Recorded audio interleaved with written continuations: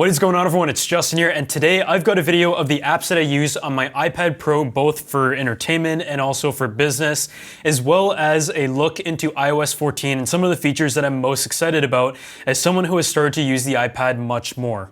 If you guys haven't checked out the last setup makeover already, I'm giving away a 27-inch curved monitor, so make sure you check the link down below and subscribe to the channel because I have a lot of back-to-school videos coming up and I also have some great prizes there. So for starters, the iPad Pro that I use is the 2018 model, and I just didn't really need the 2020 model aside from the storage.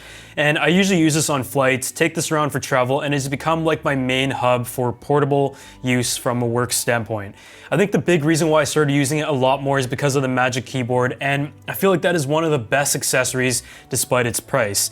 It has like a backlight, it is very comfortable to type on. It's got these scissor switches that I love from the MacBook, and it just feels like a muscle memory type of thing where I can jump from my computer to my iPad and type exactly the same way and just as fast. I also really love the floating design. I think it works great, and I haven't had any problems with it after a few months, and the battery life has been relatively solid considering it is backlit. I also use the Apple Pencil for Procreate, whether it is drawing, doing some animations, and some stuff for thumbnails, and also my renovation project, just trying to draw on some of the renderings for revisions. It has really become a tool that I started using a lot more in the past couple months, and the last accessory that I have to bring everything together is the paper-like screen protector, which essentially, by its name, makes the screen of the iPad feel like writing on paper when you're using the Apple Pencil. It also has a very nice matte finish that protects from smudges on the screen and also reflections. And it just has like a very nice touch and feeling to it. And for people who do like drawing on the iPad full time, it seems to be a very popular accessory that has become a game changer. If you guys would like to check them out, I'm gonna drop a link down below, and a huge thanks to them for sponsoring this video.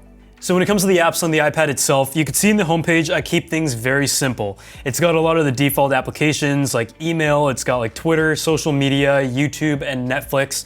And as we move a little bit further, there's more of the workflow stuff that I use on a day-to-day basis. I will say when I travel, the iPad is mostly used for watching Netflix and email, but when I'm at home and working, I feel like it has fit in quite nicely into like my day-to-day work.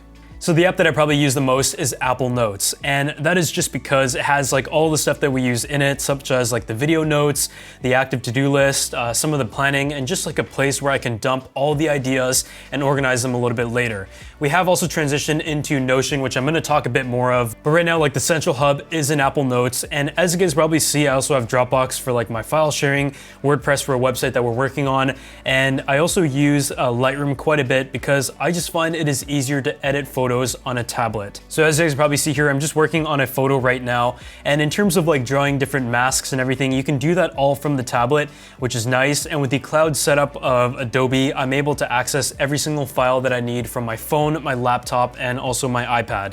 What I really like about where the iPad has come is that there's really no limitations. You can do every single thing that you do on the computer, on the tablet itself. So when I'm editing photos, I just love to use my iPad, and this is just one that I'm working on right now. The next app that I've also been using a lot is Procreate, and there's just so many things you can do on Procreate that I haven't really even figured out half the things you can do, but in a lot of ways it is like Photoshop, but with the intuitive aspect of using a pen and also doing animations. So if you guys might have noticed in like a previous video for Setup Makeover, I was able to animate all the different layers of illustrations for the product names and just have them pop up incrementally, and I think it looks really cool, and just the options are limitless, and I'm trying to learn a lot more. Being able to just draw things in addition to having text and shadows and all that kind of stuff is really cool. And another thing I've also been using it for is like schematic designs of my renovation and just telling them what to remove and where I would like things, and the design firm can just really like clean it up and bring it to life. I think one of the favorite programs that we currently use though is called Notion, and this is something that I'm still trying to learn a little bit more of, and we've had some help in terms of creating the templates for it, but it's just like an ultimate notes platform that also combines like a calendar aspect, to-do list, and it's very open-ended. You can also add like some visuals, as you guys can see here, but for the podcast at least, we have this running in terms of the status of different episodes, and beyond that, also quotes for Instagram, YouTube snippets, and being able to sort like the priority, the status, and the timeline of everything is very handy. I think what I'm also looking to transition as well is the YouTube side of things and like the business side with like sponsorships and timelines for videos, because that just all kind of makes sense and is much more organized than our current method of using Apple Notes. After just a few months of Notion, I think it's a good place to build like a database for the company because as the team starts to grow, it's easier to train through an established strategy or database as opposed to trying to explain everything manually. I don't think I really need to go into Netflix, but if you guys are looking for a great documentary to watch, make sure you watch Formula One Drive to Survive. And we also recently did a podcast with a buddy from high school who is in a few Netflix shows, including Lost in Space and Riverdale. So if you guys want to check that out, I'm going to drop a link down below when it's out. But I also did do an interview on my podcast with the videographer from McLaren's Formula One team, who is like the one who captures all the great photos and videos for their media. The next app that is also very handy is called Splashtop. And I know there's a lot of alternatives like TeamViewer, but I've just been a user of Splashtop for many years. But what that allows me to do is be able to access my computer from anywhere in the world. But if I like accidentally forgot a file on Dropbox, I can just go ahead and open up Splashtop, connect to it, and depending on your Wi-Fi connection, it is usually like a pretty smooth experience, but it's only something that I use in like an emergency basis. Otherwise, might as well just go on the computer and use that directly. Slack is what we use for like some of the business communications, and I think it's like good for places where you might have to send a lot of files and reference them. Don't really like using it that much, but I use it anyways. But otherwise, we just use like iMessages or email for as much as possible. I also have like Masterclass and Skillshare. I was trying to learn a little bit of like 3ds Max and also like business strategy, the Bob Iger episodes. Masterclass has been like pretty good, but I still haven't really got my full money's worth because I just haven't watched it in a few months. Another app that we also recently started using a lot is called Canva. And it's because I have the podcast page that goes with more of like a templated theme and a cohesive feed that my own Instagram doesn't have.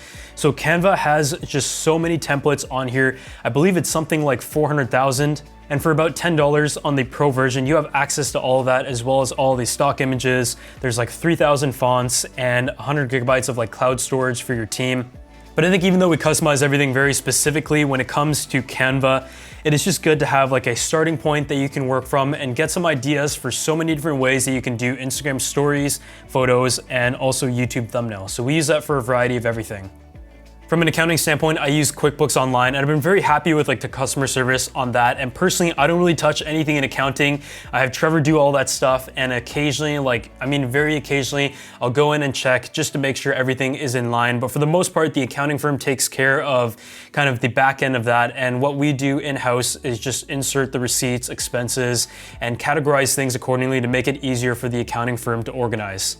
Moving on to the next page, it is like a whole mess of apps. I don't really have any categorizations. I need to work on that, but I use apps like Sonos to control the speaker system around the house. I literally have like 8 Sonos systems at this point that I love.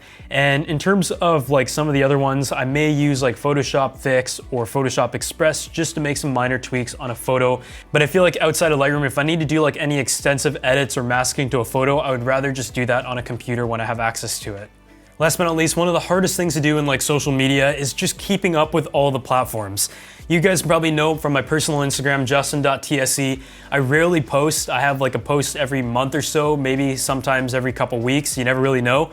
But Buffer allows you to just plan everything very effectively. And with so many pages to run, including like my featured podcast page where we kind of post our guests and like from past episodes, snippets and everything, as well as my clothing brand that I co-own, Dangerfield, where we want to post like different feed stuff and just sort of like build a story. It is just important to keep up with it and take a look at a grid as to ensuring that you're posting consistently on all the pages.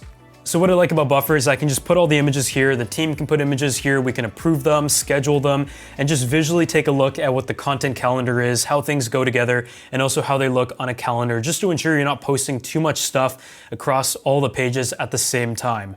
Having some of the analytical data is also very important just to see what works and what doesn't, because you always want to be adaptive with social media. So now that I've talked a bit about the apps that I have on my iPad, I'm also going to talk a bit about like the iPadOS and the next generation beta and just see some of the features that are going to be coming and what I enjoy. So now we're going to take a look at iPadOS 14 and the beta 2 version, and I've had a couple weeks of just like playing around with the beta versions on both the iOS and the Mac, and here are some of my opinions on the iPad side. So for starters, the iPad approach was very much a refinement. I feel like they realized that the screen real estate was not exactly utilized as well as it could have been, so they made a lot of improvements in that area with like different sidebars and just the overall interface. The The iPhone, on the other hand, saw some bigger improvements that added widgets, and a lot of the other features that we also see in iPadOS have been shared, whereas the Mac, I feel like, kind of brought it closer to the iPad and the iPhone. It was kind of Apple's way of unifying the system because at the end of the year, some of the computers are going to be using the same chips as the tablets and the phones. One of the first things you're going to notice is that Siri just doesn't take up the entire screen anymore. It will just show up on the corner, and when you're receiving phone calls, it will also just pop down from the top, which is a great change. They have also cleaned up the widget system on the home screen, which is also nice to see.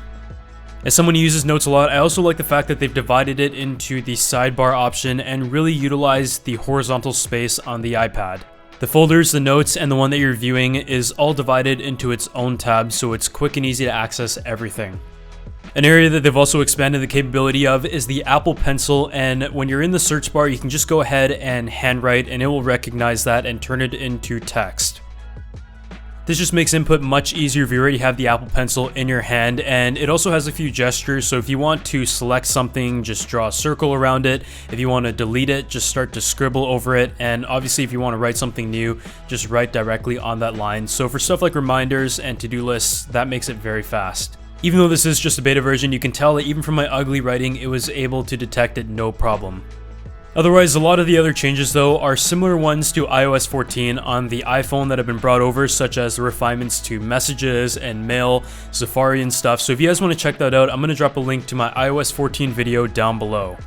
But otherwise, thank you guys so much for watching a video of what's on my iPad. If you guys enjoyed it, make sure you drop a like. I might do one for my Mac as well, and I'll see you all in the next video.